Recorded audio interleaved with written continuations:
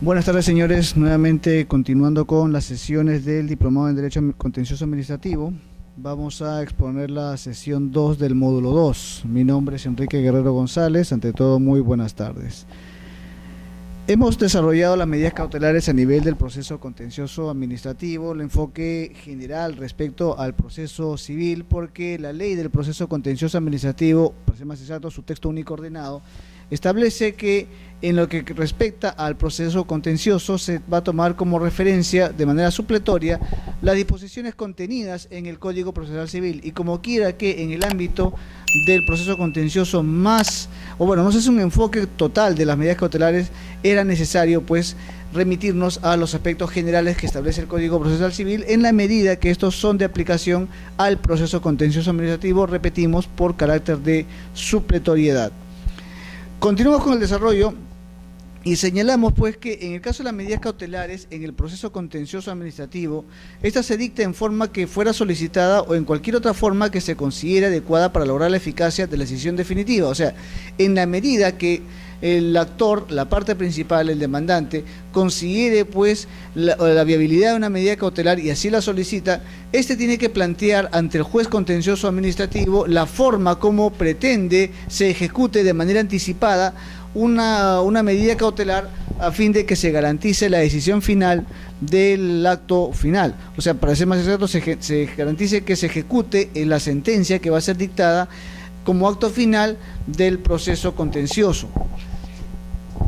Entonces, como ya hemos desarrollado esta parte, el texto único ordenado de la ley del proceso contencioso administrativo señala pues que tiene que haber el pedido, establecerse cómo se forma, cómo se solicita la medida cautelar, siempre que los fundamentos expuestos por el demandante consideren determinados requisitos. En primer supuesto es que se considere verosímil el derecho invocado, o sea que se entienda que sea creíble, atendible, que los fundamentos de la medida cautelar sean de tal naturaleza, de tal medida, de tal impacto, se podría decir, en el juez, que éste tenga certeza de los hechos que se van que está exponiendo la parte demandante. Ahora, estos son supuestos que no deben ser considerados como pruebas, digamos, induciarias o indicios, sino que aquí ya existe argumentos suficientes que le generan certeza al juez de que el demandante tiene razones suficientes que justifican el dictado de una medida cautelar, y es por eso que recurre al juez a fin de que se dicte una medida cautelar por la cual se solicite pues la ejecución previa de lo que va a ser en adelante el dictado de la sentencia definitiva. Recuerdo que un maestro en la universidad nos decía que si una medida cautelar y una demanda, sobre todo la medida cautelar, es lo suficientemente bien hecha, va a generar certeza en el juez, de manera tal que éste va a admitir la medida cautelar. Y eso es muy cierto, porque para que el juez admita una medida cautelar, como quiera que la va a dictar sin conocimiento de la otra parte, sin que la otra parte pueda formular o algún argumento de defensa, para tal efecto debemos sustentar muy certeramente, muy acertadamente los motivos sobre los cuales se va a dictar una medida cautelar, sobre los cuales el juez va a aceptar la petición de la medida cautelar. Por eso es que debe ser pues lo suficientemente clara, precisa, no debe tener ambigüedades, no debe generar dudas respecto a los fundamentos, como también va a ser muy necesario, muy importante que los medios probatorios vayan en relación a los fundamentos de la demanda. Es decir, tiene que haber una coherencia lógica entre los hechos que se exponen con los medios probatorios, pero también una coherencia jurídica, es decir, que los hechos y los fundamentos de la medida cautelar a su vez también se encuentren dentro del marco normativo correspondiente. Esto es, en el caso contencioso administrativo, que los argumentos que se fundamenten en la medida cautelar a su vez tengan pues razones valederas en lo material, como también en lo jurídico, y que estos obviamente se encuentren sustentados pues en la ley del procedimiento administrativo general, no por cuanto lo que estamos nosotros peticionando son situaciones que están en relación al cuestionamiento de la actuación administrativa, es decir, lo que estamos pidiendo justamente a través de un proceso como quiera que es el control jurídico del Poder Judicial respecto de las actuaciones de la administración pública y todo lo que tenga que ver con actuación administrativa, para ser más exacto. Entonces pues la petición que se haga, los fundamentos de hecho que se haga, tienen que estar también en correlato con los no solamente con los medios probatorios, sino que también exista pues una coherencia de los fundamentos, medios probatorios, como también los del derecho que se está invocando. Entonces, tiene que ser verosímil el derecho invocado, tiene que ser creíble, atendible, el juez tiene que debe tener certeza respecto de los hechos que se están invocando, no obstante que es preventiva, que precautelatoria, la medida cautelar, no obstante ello, el juez también debe tener determinado grado de certeza respecto a los fundamentos de la medida cautelar. Para tal efecto se debe ponderar la proporcionalidad, es decir, la equidad entre el medio y el fin que se busca, entre la eventual afectación que causa el interés público o a terceros y la medida cautelar, y el perjuicio que causa al recurrente la eficacia inmediata de la actuación impugnable. O sea, tiene que haber una equidad, tiene que haber un equilibrio entre la eventual afectación que causa al interés público o a terceros la medida cautelar y el perjuicio que causa al recurrente la eficacia inmediata de la actuación impugnable. O sea, tiene que establecer un juicio de valor de manera tal que, en virtud del principio de razonabilidad, el juez va a tener que determinar que exista una equidad, un equilibrio entre el interés público que se está cautelando, como también la eficacia inmediata de la actuación impugnable, en la medida que no se cause afectación al interés público. ¿Por qué razón? Porque no olvidemos que lo que se está discutiendo acá es el control jurídico de la actuación administrativa. Por lo tanto, no olvidemos que detrás de todo un procedimiento administrativo existe interés público. A diferencia de un proceso contencioso del ámbito procesal civil, en las situaciones civiles, hay intereses de parte, y eso en la parte material también, al margen de lo objetivo, de lo procesal. En el ámbito contencioso administrativo no olvidemos que lo que está en discusión es la actuación de la administración pública, o sea, la actuación ya sea del procedimiento o el acto administrativo, que es el acto final del procedimiento administrativo. Por lo tanto, tiene que ponderarse una proporcionalidad entre la afectación que se puede causar al interés público o a terceros de la medida cautelar y el perjuicio que causa al recurrente la eficacia inmediata de la actuación impugnable. O sea, ¿en qué medida el acto que está siendo impugnado en el cuaderno principal debe ser admitido y además en qué medida puede afectar el interés público? O sea, si no, el juez tiene que advertir que como quiera que se va a dictar una medida cautelar respecto de una actuación de la administración pública, obviamente se puede afectar intereses públicos. ¿Por qué razón? Porque en un procedimiento administrativo el acto administrativo goza de la presunción de licitud. No olvidemos ese detalle, es muy importante, porque a diferencia de cualquier actuación civil donde prime el interés de las partes, en el procedimiento administrativo ya todo el acto, desde el momento que es dictado, goza de la presunción de licitud. Esa es la razón por la cual incluso el acto administrativo se ejecuta inmediatamente a su dictado, al margen de que pueda ser impugnado en el procedimiento administrativo, salvo situaciones que estén regulados en el artículo 216, si mal no recuerdo, de la Ley de Procedimiento Administrativo General, que establece las razones por las cuales el acto impugnado no se va a ejecutar inmediatamente, es decir, cuando existe un peligro irremediable, inmediato, en caso se ejecute el acto administrativo. Pero la tendencia del derecho administrativo es que el acto se ejecute inmediatamente porque goza de la presunción de licitud, porque no olvidemos que como quiera que el acto es producto del análisis y como quiera que haya interés público, entonces el acto tiene que ejecutarse porque hay intereses públicos de por medio. Por lo tanto, cuando se dicta una medida cautelar, tiene que ponderarse la eficacia del acto, pero también que no se vaya a afectar el interés público. Eso es muy importante y el juez tiene que aplicar justamente el principio de razonabilidad, es decir, tiene que velar que existe una proporcionalidad entre la eventual afectación que causa el interés público o a terceros, la medida cautelar que se está invocando, y también el perjuicio que causa al recurrente la eficacia inmediata de la actuación. O sea, volvemos a repetir, el juez tiene que cautelar, tiene que haber una ponderación, un juicio de valor entre el interés público con la medida cautelar. O sea, tiene que haber un equilibrio entre la afectación que puede haber y el interés público que exista en la medida cautelar, que está justamente sustentada en la afectación que el acto administrativo el acto administrativo que es objeto de impugnación justamente causa un perjuicio al demandante.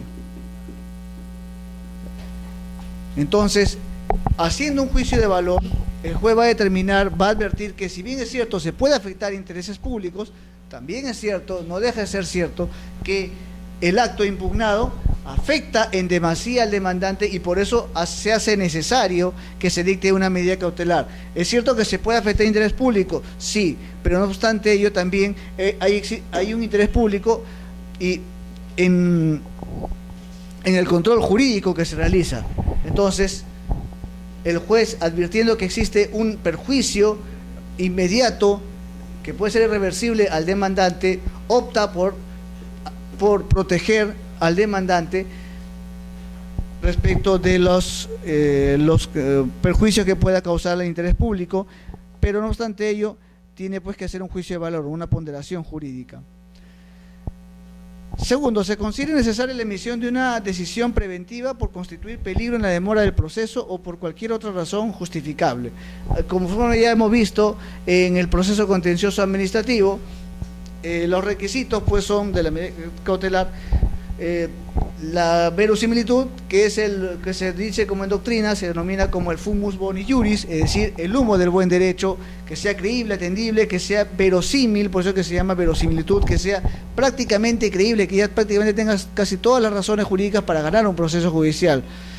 Entonces, segundo supuesto, que se considere necesaria la emisión de una medida preventiva porque hay un peligro en la demora o por cualquier otra razón que justifique. Es decir, el peligro en la demora, conforme ya hemos señalado, lo que implica es que, o lo que evidencia, lo que cautela, es justamente el tiempo que va a durar, que un tiempo estimable del proceso, natural del proceso, de acuerdo al cumplimiento de los plazos, cuyo cumplimiento puede conllevar a que el daño sea irreversible, que el daño que se está ocasionando como consecuencia del acto impugnado se convierte en irreversible, de manera tal que cuando se ejecute la sentencia ya sea el daño se haya causado de tal manera, tal magnitud, que ya sea prácticamente lírica la sentencia. Entonces, eso es muy importante en el proceso contencioso. Por ejemplo, ¿qué pasaría si en el caso de una impugnación de un acto administrativo que desconoce el derecho fundamental al acceso al sistema de pensiones? Para ser más concreto, si la ONP, digamos, le quita la pensión a una persona por argumentos que no son muy atendibles jurídicamente, en ese caso, por ejemplo, no vamos a esperar, no vamos a condenar que si el demandante es un pensionista que ha cumplido todos los requisitos que exige la normativa para que acceda a un sistema de pensiones, es decir, tiene más de 20 años de aportación, más de 65 años de edad y como tal ya ha acreditado el derecho a la pensión, pero sin embargo por algunas razones materiales la ONP le ha retirado la pensión y le ha quitado el derecho y lo ha sacado propiamente del sistema de pensiones. No vamos a esperar que culmine el proceso judicial exponiendo todo ese tiempo a que el pensionista no goce de la pensión de la cual tenía ya reconocido por parte de la ONP. No olvidemos, por ejemplo, que en el caso de la pensión, así como la remuneración, tiene carácter alimenticio. Entonces, existe pues un riesgo irreparable que puede ocasionarse por la demora natural de un proceso. En este caso, será necesario y atendible, claro está, que cuando se retire una pensión de una persona que es su único sustento de vida, más aún, sumado al hecho que un pensionista, por ejemplo, en el caso planteado, un pensionista que por su edad ya no le es posible acceder a un puesto de trabajo, dada su avanzada edad y porque jurídicamente ya no puede trabajar por los 65 o 70 años de edad cumplidos, entonces se hará necesario, atendible, que en este caso se dicte una medida cautelar a fin de suspender la actuación de la administración pública que lo ha retirado del sistema de pensiones. Entonces, aquí, en el caso planteado, por ejemplo, se adecúa al requisito de la medida cautelar por cuanto existe un peligro en la demora natural del proceso que puede conllevar a una situación de daño irreparable, irremediable, inevitable, que una vez dictada la sentencia puede ser que ya el daño ocasionado sea irreversible o que incluso el pensionista puede haberse visto afectado, fallecido, porque no tiene sustento de vida. Entonces, hay una necesidad urgente, apremiante, de dictar la medida cautelar. No es exigible este requisito cuando se trata de pretensiones relacionadas con el contenido esencial del derecho a la pensión. Efectivamente, este tema, por ejemplo, si ya se está hablando del derecho a la pensión, que justamente se trata de cautelar el derecho de una persona que ya por su avanzada edad no le es posible atender ingresar a un sistema de pensión, a un sistema laboral, reinsertarse en el sistema laboral, para ser más exacto. Entonces, el peligro en la demora, acreditar el peligro de demora ya no será exigible en el caso de un pensionista, porque aquí se afectaba el contenido esencial del derecho a la pensión. Pero ¿qué es el contenido esencial del derecho a la pensión?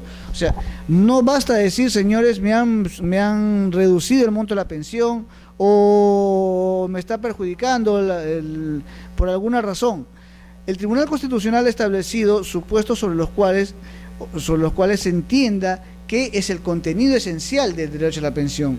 Esto es, no basta solamente invocar cualquier supuesto, porque el contenido esencial del derecho a la pensión debe entenderse como el derecho que tiene toda persona, en primer lugar, al acceso a un sistema de pensiones. La Constitución Política señala claramente en su artículo 11, si mal no recuerdo, que el ciudadano tiene derecho a un sistema de pensiones. Pero ¿qué es el contenido esencial del derecho a la pensión? Es decir, la razón jurídica del sistema de pensiones. Aquí estamos hablando de supuestos que estableció el Tribunal Constitucional en el desarrollo de este derecho fundamental y estableció que el contenido esencial del derecho a la pensión debe ser visto de varios enfoques, desde varios puntos de vista, varios enfoques.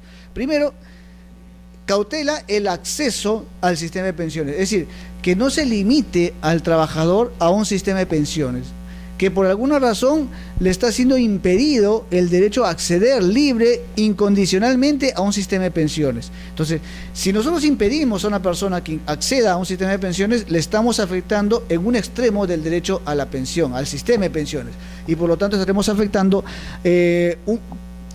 parte de lo que significa el contenido de este derecho.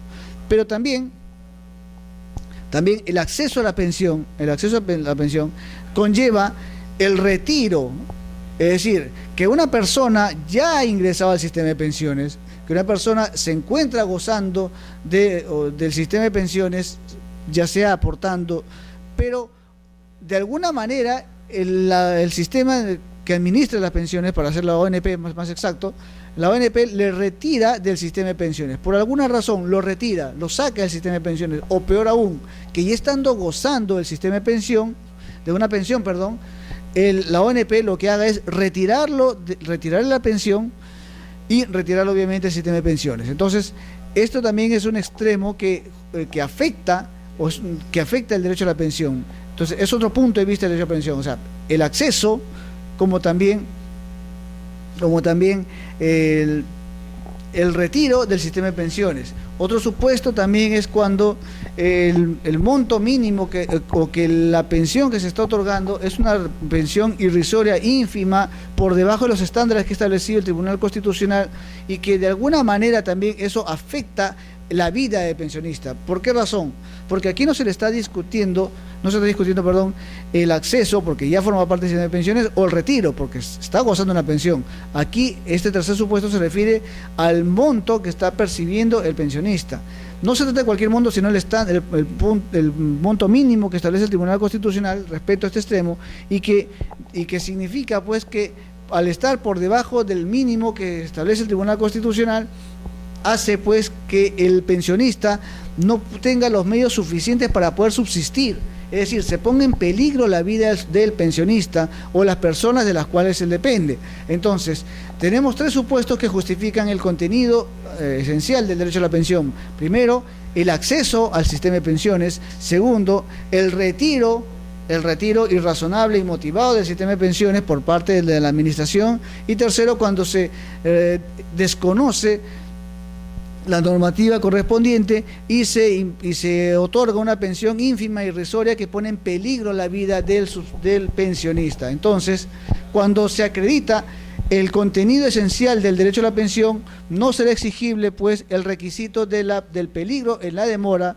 por cuanto ya se estaría afectando el contenido esencial del derecho a la pensión y por lo tanto, pues, al existir este requisito, en consecuencia, nos encontramos ante un elemento suficiente como para que el juez admita la medida cautelar.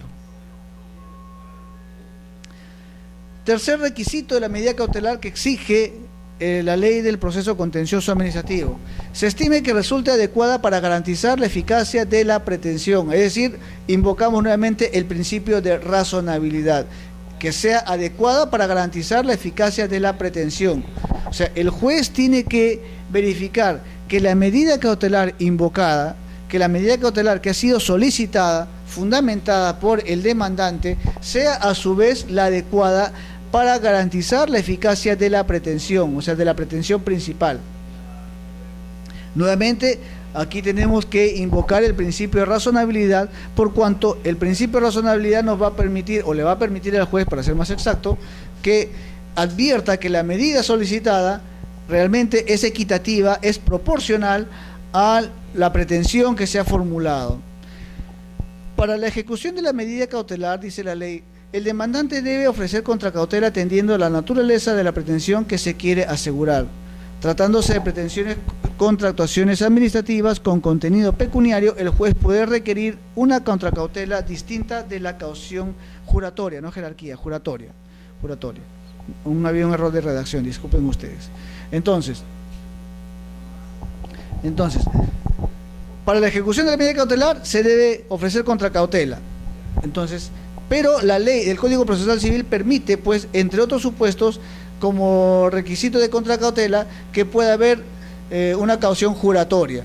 Entonces, en este caso, dependiendo de la naturaleza, dependiendo de la pretensión, dependiendo del contenido jurídico, lo que invoca el demandante y lo que conlleva la medida cautelar solicitada, los efectos que puede producir en el ordenamiento jurídico, porque está pidiendo, pues, la nulidad o la ineficacia de un acto administrativo o actuación administrativa, entonces el juez, dependiendo de la naturaleza o los efectos que esto conlleve en el proceso contencioso administrativo, puede variar y puede exigir al demandante una contracautela que sea distinta a la caución juratoria. Es muy común que uno ofrezca como contracautela una caución juratoria y por lo tanto, dependiendo de la naturaleza, reiteramos, el juez, aplicando el principio de razonabilidad, puede requerir al demandante para que ofrezca una contracautela que sea distinta de la caución juratoria. Si la resolución final no reconoce el derecho reclamado por el demandante a pedido de la parte interesada, procede conforme a las reglas establecidas en el Código Procesal Civil para la ejecución de la contracautela.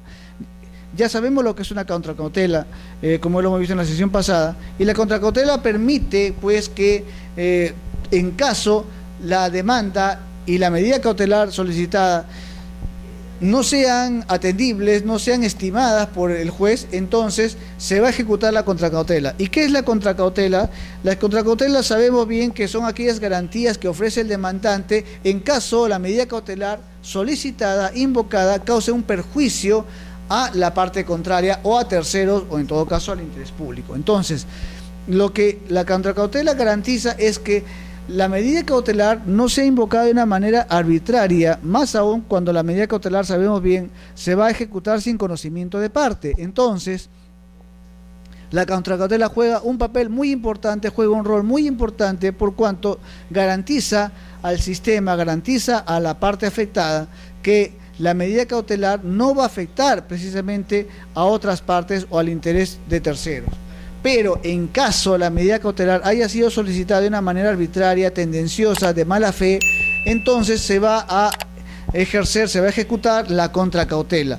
Para tal efecto, la contracautela se va a ejecutar por el juez del proceso contencioso administrativo, el juez contencioso administrativo, para ser más exacto, va a ejecutar la contracautela conforme a las reglas que para tal efecto establece el Código Procesal Civil. Pero sin embargo, en el caso del proceso contencioso administrativo existen situaciones en las cuales hace especialmente atendible la disposición de una medida cautelar, como es el caso de la medida de innovar y la medida de no innovar. ¿Por qué razón? porque si bien es cierto, las otras medidas cautelares que regula el Código Procesal Civil se pueden aplicar en el caso contencioso administrativo, pero son más viables por la naturaleza de la discusión que se tiene, es decir, por lo que se está discutiendo, como quiera que se está discutiendo la ineficacia de un acto administrativo, la nulidad de un acto administrativo o la ineficacia o nulidad de una actuación material, ya sea sin que sea de ejecución de un acto administrativo o un acto que no conste, una actuación material que no conste un procedimiento, un acto administrativo. Entonces, como quiera que se cuestiona situaciones provenientes de la administración pública y que de alguna manera afecte a los que fueron en su momento los administrados, entonces, como quiera que se trata de inejecución de actos o de actuaciones, las medidas de no innovar, como las medidas de innovar, se hacen muy necesarias, muy especiales, y conforme lo establece la ley que regula el proceso contencioso administrativo, son especialmente atendibles, procedentes en este tipo de procesos. ¿Por qué razón? Porque puede permitir la conservación de un acto, la conservación material, perdón, de una situación material que ha sido alterada por la actuación administrativa, o en todo caso disponer nuevas medidas que tengan por finalidad mantener una situación que está siendo alterada por el propio acto administrativo. Entonces, ya sea para mantener o en todo caso para dictar situaciones que vayan a conservar situaciones jurídicas o materiales, perdón. Entonces, ¿pero qué es una medida innovativa y una medida de no innovar? Aquí nos remitimos al Código Procesal Civil y advertimos que la medida innovativa implica que ante la inminencia de un perjuicio irreparable, o sea, tiene que haber como requisito una situación inminente, irremediable, casi irreversible o incontenible de un perjuicio que como tal es irreparable.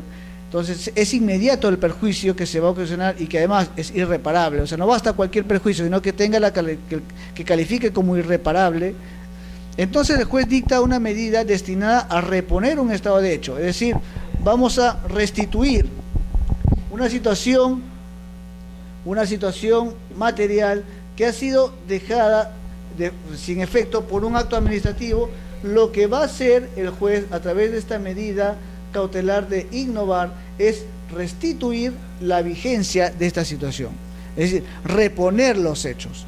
Lo que está haciendo, por lo tanto, es esta situación que fue anulada, dejada sin efecto, desconocida, vulnerada por la actuación pública, la administración pública, el juez lo que está haciendo es restituir su valor, lo que está haciendo es reponer el estado de hecho o de derecho cuya alteración ha sido o es el sustento de la demanda. Por lo tanto, restituye la vigencia de aquella situación material que estaba siendo inobservada o que había sido vulnerada por parte de la administración pública. Entonces, a través de la medida de innovar, lo que hace es restituir la vigencia de una situación fáctica material, o en todo caso, restituir la vigencia de una situación jurídica que había sido alterada por el acto o la actuación de la administración pública. Esta medida es excepcional, por lo que solo se concede cuando no resulte aplicable otra prevista en la ley. O sea, en la medida pues que el juez contencioso administrativo advierta que no existe otra posibilidad, no existe otra medida que pueda salvar este daño irreparable, este perjuicio irreparable que es inminente, entonces el juez excepcionalmente, justificadamente, va a dictará esta medida cautelar. Pero como quiera que es una medida excepcional, obviamente que, salvando las garantías del debido proceso, el juez va a tener que sustentar motivadamente, como quiera que la medida cautelar se dicta a través de un auto, entonces el juez va a tener que sustentar debidamente las razones por las cuales atiende excepcionalmente esta medida cautelar que está siendo invocada por la parte. Repetimos, porque en la medida que es excepcional, el juez entonces va a tener que justificar las razones por las cuales va a dictar una medida como esta. Bien, medidas de no innovar. El caso de la medida de innovar es restituir. Entonces, ¿qué es una medida de no innovar?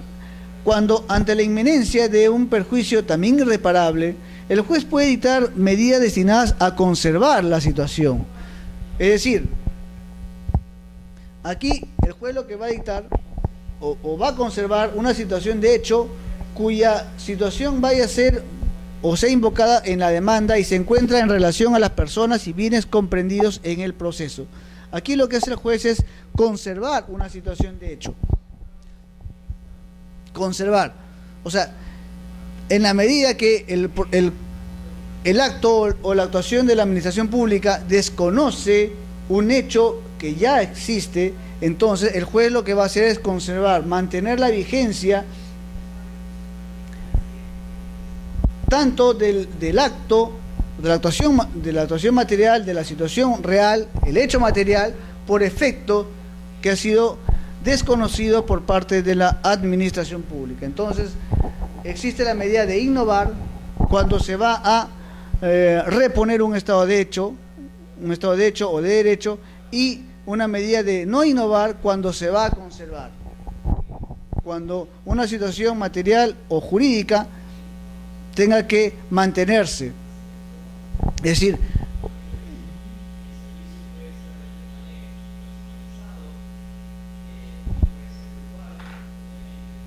bien, modificación, ya entramos aquí, concluimos la parte de las medidas cautelares, los extremos de las medidas cautelares, y vamos a ingresar ya al desarrollo del proceso. Es decir, ya en este tema lo que vamos a discutir es cómo se desarrolla el proceso contencioso administrativo, cómo es que se plantea, cómo es que se va a desarrollar con posterioridad a la demanda, cómo es los trámites, los plazos, los actos o las actuaciones que se van a desarrollar en el proceso contencioso administrativo, y además cómo es que las partes van a ejercer sus derechos ante el juez o ante el juzgado contencioso administrativo, y cómo van a fundamentar pues sus demandas, cómo van a conducirse en las respectivas diligencias que convoque o que se lleve a cabo en el proceso contencioso administrativo.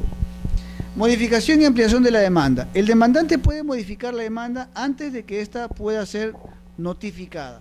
Es decir, en la medida, si bien es cierto, uno interpone una demanda cuando tenga suficientes motivos, razones, circunstancias que justifiquen el emplazamiento a la administración pública, o en todo caso la administración pública hacia un administrado o tercero, pero puede haber situaciones en las cuales sobrevinientes que de alguna manera obligue a la parte demandante a modificar, es decir, cambiar el contenido de su demanda, puede cambiar ya sea en parte o total. Podemos alterar las pretensiones de la demanda, podemos modificar las pretensiones de la demanda, qué es lo que estamos demandando originalmente y qué es lo que estamos modificando, cambiando, digamos, alterando la demanda, pero la regla general es que uno, cuando formula la demanda, esta tiene que ser conocida por la otra parte. Pero cuando la demanda todavía no ha sido puesta en conocimiento de la otra parte, de la parte emplazada, entonces es posible que se pueda modificar la demanda, modificar la pretensión, como también eso conlleva a modificar los fundamentos de la pretensión, porque estamos modificando la demanda.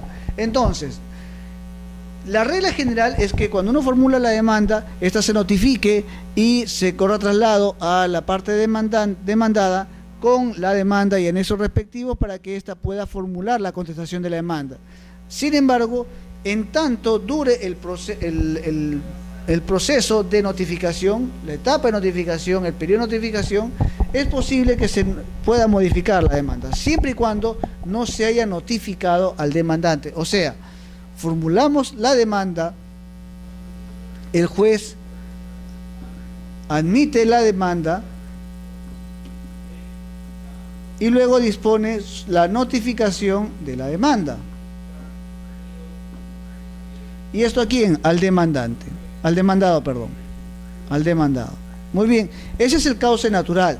Pero puede haber la posibilidad que antes que se notifique, antes que llegue a conocimiento del demandado, puede ser que haya circunstancias que ameriten cambiar, alterar el tenor de la demanda. Entonces, puede ser de que puede ser de que la demanda aún no haya sido incluso admitida por el juez, o puede ser que haya sido admitida la demanda por parte del juzgado. Sin embargo, puede ser que incluso se haya admitido, ya hayamos pasado esta etapa de la admisión, pero todavía no se notifica al demandado. En ese caso, en consecuencia, la ley permite que se pueda modificar la demanda. Modificar la demanda.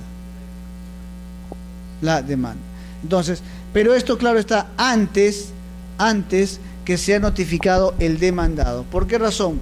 Porque si ya es notificado el demandado, obviamente no se le va a notificar dos demandas, porque está prohibido demandar dos veces. Eso sería una situación que va en contra de la buena fe procesal y además en contra de las garantías del debido proceso y también del derecho a la defensa, porque si es que el demandado ya ha sido notificado con la demanda originaria y luego es notificado con la nueva demanda o la demanda ya modificada, entonces, ¿cuál sería la demanda que tendría que contestar? Porque habría dos demandas. Entonces, la regla es que uno pueda modificar, pueda alterar la demanda, incluso después de haberse dictado el auto admisorio, pero la regla es que no se notifique al demandado. Una vez que sea notificado el demandado, ya esté en conocimiento el demandado la demanda contenciosa administrativa, entonces ya no será posible modificar la demanda. También se puede ampliar la demanda siempre que antes de la expedición de la sentencia se produzcan nuevas actuaciones impugnables que sean consecuencia directa de aquella o de aquellas que sean objeto del proceso. Ojo, en el primer supuesto se habla de modificación de la demanda y en el segundo supuesto se habla de ampliación de la demanda, es decir, ampliar las pretensiones que se han formulado en la demanda siempre que exista o se produzca nuevas actuaciones impugnables, es decir, amplío la pretensión, en el primer caso cambio la pretensión, en el segundo supuesto lo que hago es ampliar la pretensión, es decir, hay situaciones nuevas que han sucedido que son consecuencias de los actos que son objeto del proceso. Por ejemplo, ¿qué pasa si yo estoy impugnando un acto administrativo y en el decurso del proceso contencioso administrativo la administración ejecuta el acto administrativo? Eso se puede dar y esto es jurídicamente posible. ¿Por qué razón? Porque el acto administrativo se ejecuta inmediatamente.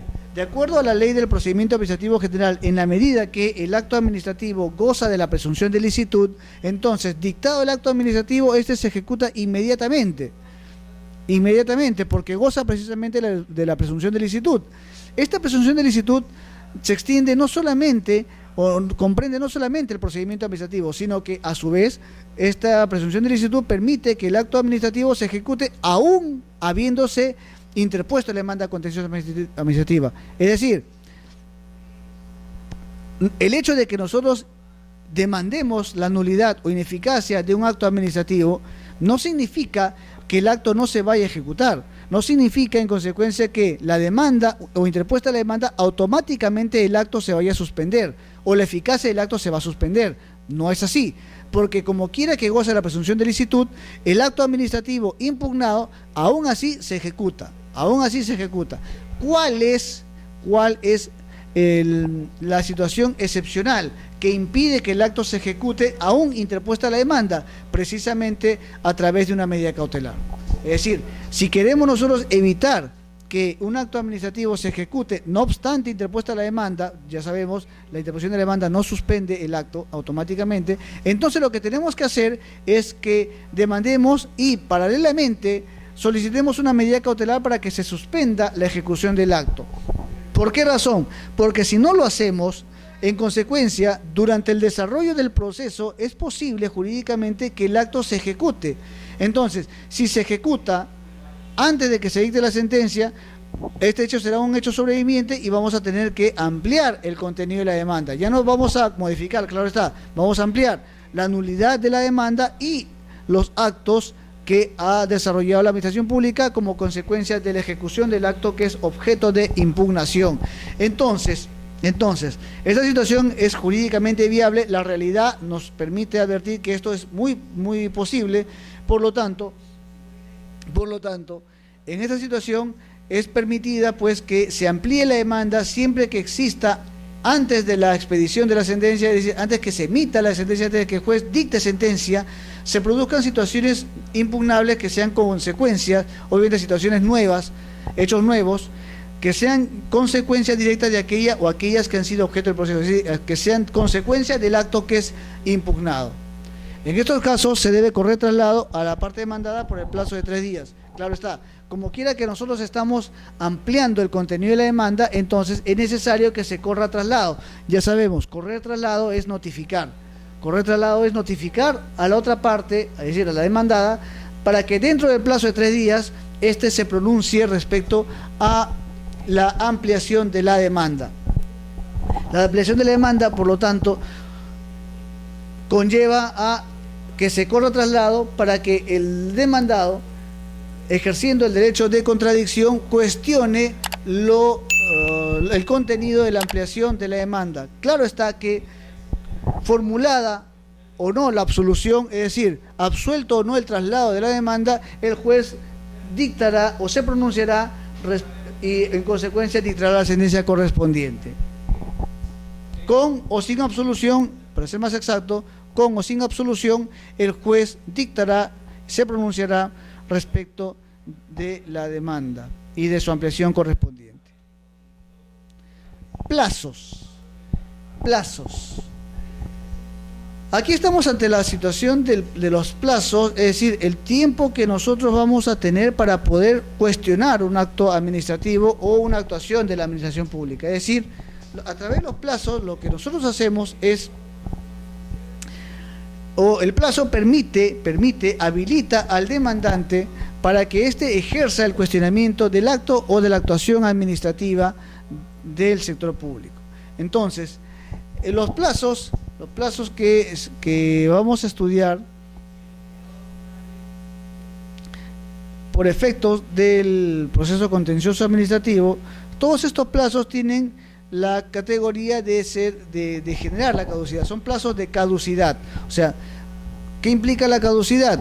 La caducidad, a diferencia de la prescripción, la caducidad extingue la acción y también el derecho correspondiente. Esto no tiene que ver con el derecho de acción, que es subjetivo, no tiene que ver, sino eso se refiere a la acción procesal, es decir, para ser más exacto, a la situación por la cual el demandante formula o tiene la posibilidad, el titular del derecho afectado tiene la posibilidad de interponer la demanda correspondiente ante el órgano jurisdiccional correspondiente.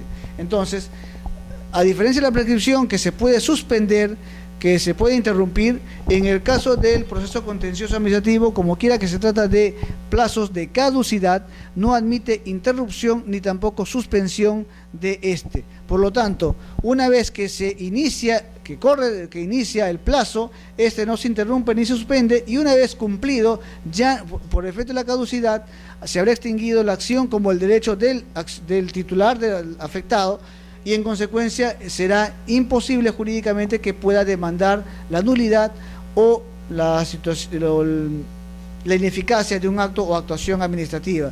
¿Por qué el legislador ha dispuesto que en el caso contencioso administrativo los plazos sean de caducidad, sean entendidos como de caducidad expresamente?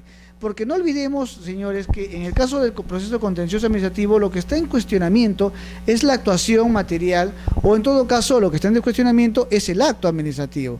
Y no olvidemos que la actuación de administración pública, por efecto de la Ley de Procedimiento Administrativo General y su propia naturaleza, gozan de la licitud, de la presunción de licitud. En consecuencia, al gozar de la presunción de licitud, tenemos que salvaguardar también el ordenamiento jurídico y no exponerlo a situaciones que de alguna manera pueden, situaciones, digamos, no interminables, no indefinidas, pero que de alguna manera afecten la seguridad jurídica. Entonces, cuando nosotros establecemos la posibilidad de que los plazos se puedan interrumpir o suspender, entonces podemos alterar la seguridad jurídica. Y como quiera que estamos cuestionando los actos o actuaciones de la administración pública, podemos nosotros también, causar una inseguridad jurídica, por cuanto si lo sometemos a un plazo de prescripción, entonces podemos nosotros exponer y alterar el statu quo que repetimos, goza de una presunción de licitud. Por eso es que se legisla, el legislador ha considerado conveniente que estos plazos sean de caducidad, por lo tanto no está sujeto a interrupción o suspensión, y una vez cumplido, el demandante o el titular del derecho presuntamente afectado no tendrá la posibilidad para interponer la demanda correspondiente. Entonces, plazos. Primer supuesto, cuando el objeto de la impugnación sean las actuaciones a que se refieren los numerales 1, 3, 4, 5 y 6 del artículo 4 de la Ley del Proceso Contencioso Administrativo, el plazo será de 3 meses a contar desde el conocimiento o notificación de la impugnación, de la actuación, impugnada, o lo que ocurra primero. Es decir, aquí estamos hablando de las actuaciones impugnables, o sea, el acto administrativo, las actuaciones materiales producidas que no provienen de un acto administrativo, en fin, aquellos que están previstos en el artículo 4, numerales 1, 3, 4, 5 y 6. En este caso, el plazo será de 3 meses, pero el plazo, que pues ya sabemos es de caducidad, se cuenta desde 2 puntos de vista. Primero, desde el conocimiento o notificación de la actuación impugnada, es decir, desde el conocimiento. ¿Cuándo tiene conocimiento el afectado del acto en cuestión? ¿Por qué decimos del conocimiento? Porque no olvidemos que puede haber situaciones, y como quiera que se trata de la impugnación de una actuación de la administración pública, es posible en consecuencia que el afectado tome conocimiento no desde su notificación, sino también desde la publicación. ¿Por qué razón?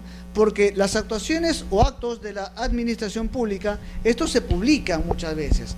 Por ejemplo, en un procedimiento administrativo disciplinario, por ejemplo, el procedimiento administrativo disciplinario, de acuerdo al tratamiento, de acuerdo a su forma de tratamiento, el procedimiento disciplinario, su inicio se publica en el Diario Oficial del Peruano, como también se publica el acto final, es decir, el acto de sanción se publica en el Diario Oficial del Peruano. Entonces, puede darse la posibilidad que el afectado conozca del acto administrativo sancionador a través de la publicación que se efectuó en el Diario Oficial del Peruano y no a través de la notificación. O sea, va a ser notificado de todas maneras, eso es incuestionable, porque es una garantía del proceso del procedimiento administrativo, que la parte afectada sea notificada, es una garantía y eso es algo inobjetable. Pero aquí lo que se va a discutir o lo que va a habilitar el derecho, para ser más exacto, es 2 cosas. Desde que toma conocimiento o desde que es notificado. Estamos hablando del acto administrativo. O sea, el plazo se habilita desde la fecha que toma conocimiento. ¿Y cuándo se toma conocimiento? A través de la fecha en la cual ha sido publicado el acto administrativo en el Diario Oficial El Peruano. En el Diario Oficial El Peruano. Por ejemplo, si es de un procedimiento sancionador que se publican en la Gaceta de Normas Legales del Diario Oficial El Peruano, entonces, desde el momento que ya se publica, se asume que es ya de público conocimiento de las personas. Entonces, ya se asume que una vez que ha sido publicado en el Diario Oficial del Peruano, entonces el afectado ya tiene conocimiento de lo que ha decidido la administración pública. Pero puede ser que el acto administrativo impugnado sea también notificado, y puede ser también de que esta notificación, que ya es en el domicilio del afectado, esto se produce en el domicilio señalado por el afectado, la notificación del acto administrativo puede ser que sea con anterioridad, es decir, puede ser que sea primero, antes que se publique en el Diario Oficial Peruano. Entonces, ¿qué pasaría si es que se publica en el Diario Oficial Peruano y luego se notifica al afectado, o puede ser también otro supuesto, que primero ocurra la notificación y luego ocurra la publicación en el Diario Oficial Peruano. Entonces, la ley no se hace cuestionamiento alguno y dice que en estos casos, ¿cómo se va a tomar en cuenta? ¿Cómo se va a tomar en cuenta el plazo? A partir de lo que ocurra primero. O sea, ya sea si fue notificado primero y después se publicó en el Diario Oficial Peruano, entonces, ¿cuál fecha va a valer? La cual fue notificado porque fue lo primero que ocurrió. Pero ¿qué pasaría si primero si primero se publicó en el Diario Oficial Peruano y al día siguiente se notifica a la parte afectada? Entonces, o a partir de cuándo se va a tomar en cuenta el plazo? ¿Se va a computar el plazo? A partir de la fecha que se publicó. Ahora, puede darse casos en los cuales no se haya publicado el acto administrativo en el Diario Oficial Peruano, pero que de alguna manera se acredite que el administrado ya tuvo conocimiento. Por ejemplo, ¿qué pasaría si en el derecho al acceso a la información que tiene el administrado, que está garantizado en la Ley de Procedimiento Administrativo, el administrado concurre a la entidad pública a revisar el expediente y advierte que ya ha sido dictado el acto administrativo y que incluso en el expediente consta el acto administrativo? Es decir, como quiera que él acude a la entidad pública, a la administración pública, y revise el expediente, que le entregan el expediente y él revise el expediente para su respectivo análisis y advierte que ya ha sido dictado el acto administrativo, entonces se entiende que ya tomó conocimiento. ¿Por qué? Porque justamente le ha sido entregado el expediente para su revisión y ya consta el acto administrativo. Solamente que no ha sido objeto de publicación o no ha sido tampoco notificación. Está pendiente de ambas cosas. Pero, ¿cómo se tomaría en cuenta ello? Se tomaría en cuenta para efecto de su conocimiento. ¿Por qué razón? Porque si bien no ha sido publicado, ya el afectado tuvo conocimiento, porque de la revisión del expediente ya él accedió al expediente como tal y ya se dio cuenta, ya advirtió, ya tomó conocimiento que se ha dictado la resolución correspondiente. Entonces, ¿cómo se va a tomar en cuenta? Será a partir de la fecha que él ha revisado, en este último caso, el expediente, como para iniciar el cómputo de los plazos, porque ya él tuvo conocimiento del acto administrativo. Claro está, esto tiene que ser acreditado fehaciente e indubitablemente. ¿Por qué razón? Porque también puede darse caso de que el demandante o el afectado revise el expediente y no esté incorporado el acto administrativo, sino que esperen su notificación y luego se incorpora con el cargo respectivo. Entonces, en la medida que se acredite, y esto ya corre a cargo de la entidad a partir o a raíz del principio de la carga de la prueba, la entidad pública tendrá pues que demostrar cuándo el demandante tuvo conocimiento del acto cuestionable. Segundo supuesto de plazos. Cuando la ley faculta a las entidades administrativas a iniciar el proceso contencioso administrativo de conformidad con el segundo párrafo del artículo 13 de esta ley del proceso contencioso administrativo, el plazo será el establecido en la ley del procedimiento administrativo general, salvo disposición legal que establezca plazo distinto. Entonces, ¿a qué se refiere este supuesto? Se refiere a los 2 años siguientes a contar desde la fecha en que prescribió la facultad para declarar la nulidad de oficio en sede administrativa, artículo 202.4 de la Ley de Procedimiento Administrativo General. O sea, aquí hablamos del supuesto cuando la ley faculta a la entidad para iniciar el proceso contencioso. Es decir, aquí se trata de situaciones en las cuales no es el afectado, no es el administrado el que va a interponer la demanda, sino que aquí nos encontramos ante la nulidad de oficio. Es decir, aquí el demandante no va a ser el administrado, sino va a ser la administración pública. La entidad pública va a ser la demandante. Entonces, cuando se trate de supuestos en los cuales es la entidad la que va a iniciar el proceso contencioso administrativo, conforme al artículo 13 de esta ley, el plazo será el que establece la ley de proceso contencioso administrativo, o la ley de procedimiento administrativo general, perdón, y que en este caso será pues dentro de los 2 años siguientes a contar de la fecha en que se prescribió la facultad a declarar la nulidad en sede administrativa. Eso es a través de la acción de lesividad. Ahora, ¿por qué 2 años y en el caso anterior 3 meses? Porque en el caso del Estado, para que se produzca una demanda, es necesario pues que, como quiera que se trate de nulidad de oficio, es decir, como se quiera que se trate de que el Estado es la propia entidad la que va a anular sus propias actuaciones, sus propios actos administrativos, entonces para que ello ocurra necesariamente tiene que haber un informe sustentado, debidamente motivado, sustentatorio, que esto se va a producir no en un plazo de 3 meses, porque sabemos bien que por la naturaleza de la administración pública, del tratamiento de los expedientes, del procedimiento administrativo, de todos los procedimientos, el tiempo que dure o que implique que se emite el informe legal correspondiente o el informe técnico respectivo para que luego se emite el informe legal correspondiente, luego se emiten las opiniones de los órganos de línea y se autorice al procurador público para que interponga la demanda. Obviamente esto no se produce en un plazo de 3 meses, es imposible. Entonces, para eso justamente el plazo es mayor, considerando la propia naturaleza del procedimiento administrativo. Tercero, cuando se trata de silencio administrativo negativo,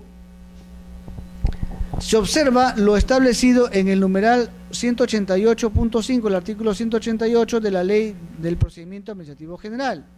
En este caso, cuando se trata de silencio negativo, o sea, cuando es el administrado el que interpone la demanda. ¿Qué es el silencio negativo? Silencio negativo es cuando, transcurrido el plazo ordinario para que la administración pública se pronuncie, esto es 30 días conforme a la Ley de Procedimiento Administrativo General, se entiende por desestimada la petición administrativa.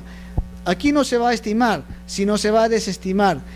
¿Por qué se va a desestimar la petición administrativa? Por una razón, porque la petición contraviene sustancialmente el contenido de los intereses públicos que están previstos en la primera disposición complementaria de la Ley del Silencio Administrativo. En este caso, pues, como quiera que afecta sustancialmente el contenido de los intereses públicos observados en la disposición complementaria de la Ley de Silencio Administrativo, entonces, pues, en este caso, se trata, pues, de supuestos en los cuales es el demandante quien peticionó y cuya petición afectaba, pues, cuando afectaba intereses públicos. Ahora, cuando se trata de silencio negativo, se observa lo establecido en el numeral 188 del artículo 188 de la Ley 2744, Ley de Procedimiento Administrativo General. ¿Qué regula? O sea, ya hemos visto primero qué es un silencio administrativo negativo, pero ¿qué regula este artículo? El silencio negativo no inicia cómputo de plazos ni términos para su impugnación. Silencio negativo, o sea, no hay plazos. ¿Por qué razón? Porque como quiera que estamos hablando de silencio administrativo, en este caso negativo, si bien es cierto, contraviene interés público, pero tampoco no podemos nosotros atribuir la responsabilidad al demandante, al administrado, de los plazos. O sea, él no puede estar pendiente de los plazos y él no puede establecer los plazos, porque los plazos se establecen una vez que se concluya el procedimiento administrativo. Pero en este caso, como quiera que se trate de silencio, no se le puede atribuir la responsabilidad al administrado de los plazos. Peor aún, es cierto que hay silencio negativo, pero en este caso no le podemos atribuir la responsabilidad al administrado de aquellas omisiones de la administración pública, porque si bien es cierto, hay silencio negativo, también es cierto de que la administración pública tiene que pronunciarse, porque aún estando en silencio negativo, aún estando en apelación, aún habiéndose acogido al silencio negativo y aún incluso interpuesta la demanda contenciosa al haberse acogido al silencio negativo, la administración pública se encuentra obligada a resolver el procedimiento administrativo. Entonces, como quiera que exista la obligación de pronunciamiento en la administración pública, obviamente que aquí es aplicable lo que establece la Ley de Procedimiento Administrativo General, es decir, no hay plazo. O sea, puede ser que transcurra 30 días, correcto, pero no significa que el administrado está obligado a interponer la demanda en 3 meses luego de la fecha que concluyó el plazo para que se pronuncie la administración pública, porque no se pronunció, entonces no habrá plazo y por lo tanto el administrado tendrá pues la posibilidad para interponer demanda fuera de los plazos que establece la Ley del Proceso Contencioso. Carece de eficacia el pronunciamiento hecho por la administración pública una vez que fue notificada con la demanda. Claro, lo que hemos señalado hace un momento corrobora lo que está aquí en la norma. Es decir, aún se haya interpuesto la demanda, la administración pública se encuentra obligada a resolver. Pero ¿cuál es la excepción? Que una vez que ya el juzgado ha corrido traslado con la demanda a la administración pública, entonces ya no tiene sentido que éste se pronuncie, ya no tiene sentido que éste dicte la resolución correspondiente en la medida pues que ya ha sido notificada con la demanda. Más aún, si en este caso operaba el silencio negativo y así se ha acogido el demandante, y ya no tiene sentido que una vez interpuesta la demanda y notificada esta a la entidad pública, ya no tiene sentido que éste se pronuncie y sobre todo incida en que o se desestime la petición del demandante, porque ya pues se habrá interpuesto la demanda. No tiene sentido, salvo que interpuesta la demanda o en el transcurso que se interpone la demanda, antes que se notifique esta, la administración pública se pronuncie y estime el derecho, es decir, considere que no se ha afectado intereses públicos. En este caso, si ya se interpuso la demanda, aún no notifica a la entidad y ésta resuelve y estima el derecho invocado en la vía administrativa por el demandante, entonces pues se pone en conocimiento del juzgado para que se declare concluido el proceso por sustracción de la materia. Si el acto expreso se produce antes de dicha notificación, el órgano jurisdiccional podrá, a solicitud del lector, incorporar como pretensión la impugnación de dicho acto expreso o concluir el proceso.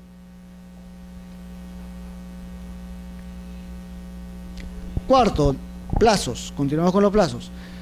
Cuando se trate de silencio administrativo positivo por el transcurso del plazo previsto en la Ley de Procedimiento Administrativo General o por normas especiales, el plazo para el tercero legitimado será de 3 meses. Es decir, aquí hablamos de una situación en la cual hubo un silencio administrativo positivo y sabemos bien que el silencio positivo, a diferencia del negativo, transcurrido el plazo ordinario para que la entidad pública se pronuncie, por transcurrir el plazo, se entiende por estimada, es decir, por aprobada la solicitud formulada por el administrado. Pero, existe una posibilidad que la ley prevé. Puede haber la posibilidad de terceros que se puedan ver afectados con el acto administrativo. En este caso, el silencio administrativo positivo genera un acto, pero es un acto ficto. ¿Por qué acto ficto? Porque es un acto que es proveniente de una ficción jurídica, es decir, la entidad pública no se ha pronunciado, claro está, no hay pronunciamiento, pero por el transcurrir del tiempo, los 30 días ordinarios que establece la ley para el plazo de que se pronuncie la entidad, entonces, al transcurrir el plazo sin pronunciamiento y en la medida que existan derechos preexistentes, es decir, que haya situaciones jurídicas que no afectan el interés público y que por lo tanto considere viable estimar o estimable el derecho del administrado, entonces se aplica el silencio administrativo positivo y como tal se entiende por aprobada la solicitud. Por ejemplo, en el caso de los trámites de licencia de funcionamiento, la ley marco de licencia de funcionamiento establece que transcurrido el plazo ordinario se entiende por aprobada la solicitud si es que la autoridad no se ha pronunciado, es decir, se aplica el silencio administrativo positivo. Sin embargo, no obstante que ocurre el silencio administrativo positivo, puede haber el supuesto en el cual haya terceros que se puedan ver afectados con el silencio administrativo positivo, es decir, con el acto ficto. Por lo tanto, en este caso, el plazo para que el tercero legitimado pueda interponer la demanda, será de 3 meses. Obviamente 3 meses de conocido el supuesto. Si no conoce, obviamente no se va a poder interponer demanda. 3 meses de que toma conocimiento. Obviamente que tiene que acreditarse la fecha de cuando tomó conocimiento. Esto ya se va a dilucidar en el proceso, en el decurso del proceso contencioso. Plazos. Continuamos con el quinto supuesto. Cuando se pretenda impugnar actuaciones materiales que no se sustentan en actos administrativos, el plazo será de 3 meses a contar desde el día siguiente en que se tomó conocimiento de la referida actuación. Es decir, aquí, conforme hemos visto con las pretensiones, los actos que se impugnan en el proceso contencioso, aquí se trata de supuestos materiales que no se encuentran sustentados en actos administrativos, es decir, la administración pública lo que ha hecho acá es realizar una situación material, una situación fáctica, ha realizado un acto, ha emitido un acto, ha ejecutado una situación, pero que no tiene contenido, es decir, que no tiene sustento en un acto administrativo. O sea, es una situación, como la doctrina administrativa señala, es una situación perversa de la propia administración pública, porque se está cuestionando una situación material, un hecho material que no ha sido como consecuencia de un acto administrativo, sino que esta es una situación perversa de la administración pública que, digamos, se zurra en los derechos de los administrados y impone de una manera arbitraria, prepotente, autoritaria, sin legitimidad jurídica alguna, impone una situación material sobre los administrados. En este caso, como quiera que no haya un acto material, un acto administrativo expreso, entonces el plazo será de 3 meses, que se va a computar desde el día siguiente en que la parte afectada tomó conocimiento de esta actuación administrativa.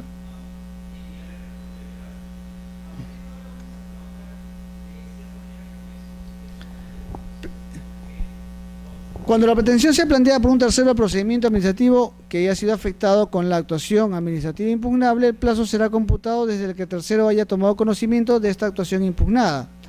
Ahora bien, la ley establece que los plazos, conforme hemos señalado, son de caducidad. Por lo tanto, estos plazos no se interrumpen ni se suspenden. Agotamiento de la vía administrativa.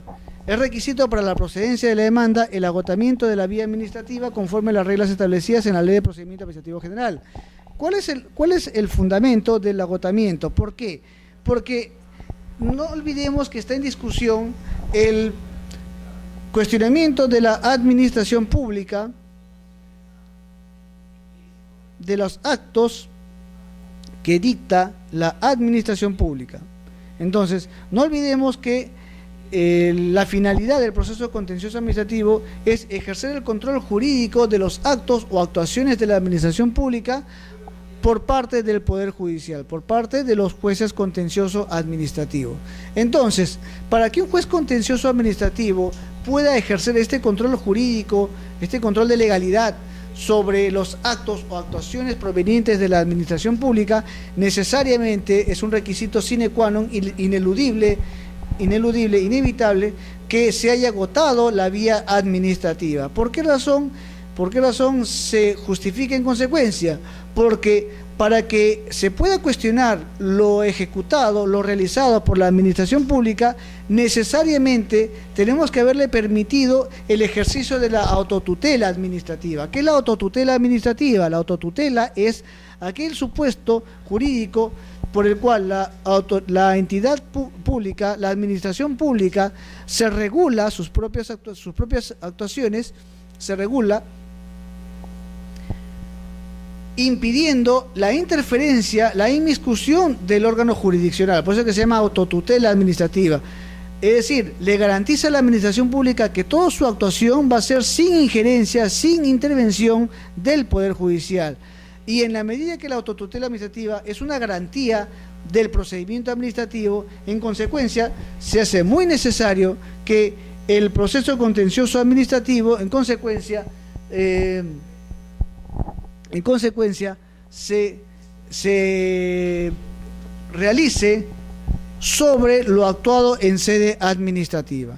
Es decir, para que nosotros podamos cuestionar lo actuado en sede administrativa, en sede judicial, perdón, será necesario que le hayamos permitido la posibilidad a la administración pública que actúe, que instruya, que resuelva y que dicte el acto administrativo, y que a su vez que se haya agotado todos los mecanismos suficientes para que la administración pública ejerza la autotutela administrativa. Otro argumento que justifica, además de la autotutela administrativa, es la propia naturaleza del proceso contencioso administrativo. ¿Cómo es posible, en consecuencia, que se vaya a ejercer el control jurídico si es que no se ha agotado la vía administrativa? Entonces, ¿de qué control jurídico hablamos si es que no se ha agotado la vía administrativa?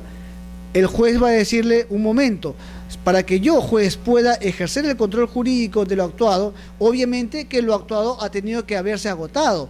No puede decirse que voy a ejercer el control jurídico sobre el acto administrativo que aún está en proceso de impugnación, porque tenemos que permitirle a la administración pública culminar todo el procedimiento administrativo, es decir, que se resuelva también en sede superior, en instancia superior, lo apelado, el objeto de apelación por parte del administrado. En tal sentido, es imperativo que para efectos del proceso contencioso administrativo se agote toda la vía administrativa, ya por dos razones fundamentales. Primero, porque tenemos que permitirle a la administración pública el ejercicio de la autotutela administrativa. Y segundo, porque por sentido lógico el juez no podrá ejercer el control jurídico de la actuación administrativa, de los actos administrativos o de la actuación administrativa, si es que no hay acto que haya concluido definitivamente. Ahora, ¿esto qué conlleva a su vez? Conlleva también a establecer que para que nosotros podamos dar por agotada la vía administrativa, significa que nos encontremos en los supuestos que regula el artículo 218 de la Ley de Procedimiento Administrativo General, es decir, aquellos supuestos que dan por agotada la vía administrativa. Es decir, cuando no exista pues una posibilidad para impugnar el proceso contencioso administrativo, o en todo caso cuando por alguna circunstancia prevista en la Ley de Procedimiento Administrativo General, el artículo 218, no haya la posibilidad de continuar el proceso, cuando se haya agotado las instancias administrativas a través de los recursos administrativos y en consecuencia ya no es viable la continuidad del proceso o la impugnación de los actos administrativos. ¿Qué conlleva esto en consecuencia? Conlleva conlleva al agotamiento de todos los mecanismos necesarios habilitados en el procedimiento administrativo, al agotamiento de todos los mecanismos, todos los recursos que conlleva el procedimiento administrativo para que se dé por agotada la vía administrativa. En consecuencia, si es que nosotros por alguna circunstancia no hemos apelado, no hemos interpuesto los recursos administrativos en la vía contenciosa administrativa y por lo tanto hemos consentido el acto administrativo y este tiene la categoría ya de acto firme, cosa decidida, no podremos nosotros impugnar en sede contenciosa administrativa. ¿Por qué? Porque no habremos agotado la vía administrativa. El agotamiento no significa entonces la culminación por consentimiento. El agotamiento de la vía administrativa significa culminar todo el procedimiento administrativo conforme a las reglas y conforme a los recursos que establece el procedimiento administrativo. Es decir, para que nosotros agotemos la vía administrativa y para que el juez dé por agotar la vía administrativa y ejerce el control jurídico en consecuencia, tendrá que verificar que los supuestos que invoca el demandante se encuentren dentro de los supuestos que establece el artículo 218 de la Ley de Procedimiento Administrativo General. En tal sentido, si la demanda o el acto o la actuación administrativa de la administración pública que es objeto de impugnación se encuentra dentro de los supuestos que establece el artículo 218 de la Ley de Procedimiento Administrativo General, en consecuencia estaremos nosotros ante los supuestos de agotamiento de la vía administrativa. Es decir, el juez tendrá que dar por agotar la vía administrativa y continuará el proceso. Caso contrario, si no se ha agotado la vía administrativa, el juez tendrá que dar por concluido el proceso por cuanto, o declarar improcedente la demanda por cuanto no se ha agotado la vía administrativa. Sin embargo, ya hemos visto que por el principio los principios que regula el proceso contencioso administrativo, la Ley de Proceso Contencioso Administrativo, el juez tiene que dar también en caso de duda sobre el agotamiento de la vía administrativa, el juez dará preferencia a la continuación del proceso sin perjuicio de requerir al demandante a que acredite o a las partes a que acrediten que se ha agotado la vía administrativa. Ahora, ¿qué pasa si el juez, no teniendo la certeza de que se ha agotado la vía administrativa, continúa con el proceso contencioso? En este caso, ya la responsabilidad recae en la parte emplazada, para ser más exacto, en el Estado, y su procurador público tendrá que formular la excepción de falta de agotamiento de la vía administrativa, por la cual se va a solicitar que como una defensa previa que el juez declare fundada esta excepción y se dé por concluido el proceso en la medida que no se ha acreditado el agotamiento de la vía administrativa.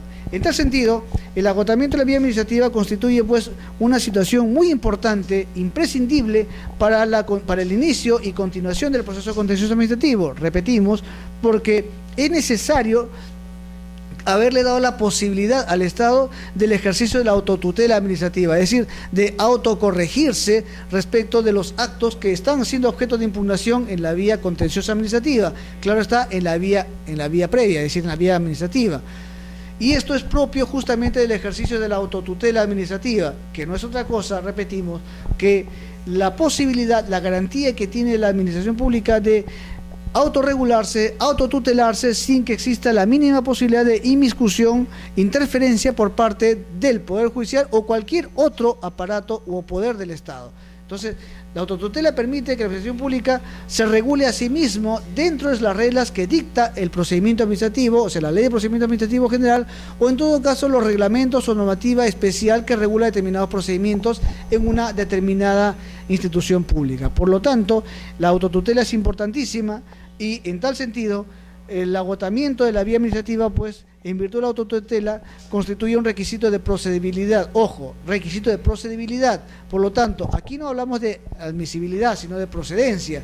Si es que no se acredita, en consecuencia del agotamiento de la vía administrativa, la demanda resulta improcedente. Por lo tanto, no existe la mínima posibilidad para que el demandante pueda subsanar este vicio por cuanto tiene la categoría de insubsanable, improcedente, contrario al ordenamiento jurídico, contrario a la propia naturaleza del proceso contencioso administrativo. Y además, por una cuestión lógica, si vamos a ejercer el control jurídico de la administración pública o de los actos que emite la administración pública, necesariamente pues tenemos que haber agotado, porque si no el juez no tendrá que controlar jurídicamente la administración pública. Y en consecuencia pues ya sea la parte emplazada la que tendrá que formular la excepción correspondiente de falta de agotamiento de la vía administrativa, o en todo caso si el juez advierte, una vez concedida el derecho al que la parte demandante justifique el agotamiento de la vía administrativa, el juez se advierte que no se ha agotado la vía, entonces puede declarar improcedente la demanda. Señores, de mi parte ha sido todo por esta sesión. Muchísimas gracias por la atención prestada y ya nos encontraremos en la tercera sesión del módulo 2 del Diplomado en Derecho Contencioso Administrativo. Soy Enrique Guerrero González, muchísimas gracias por la atención prestada y será hasta una nueva oportunidad. Gracias, hasta luego.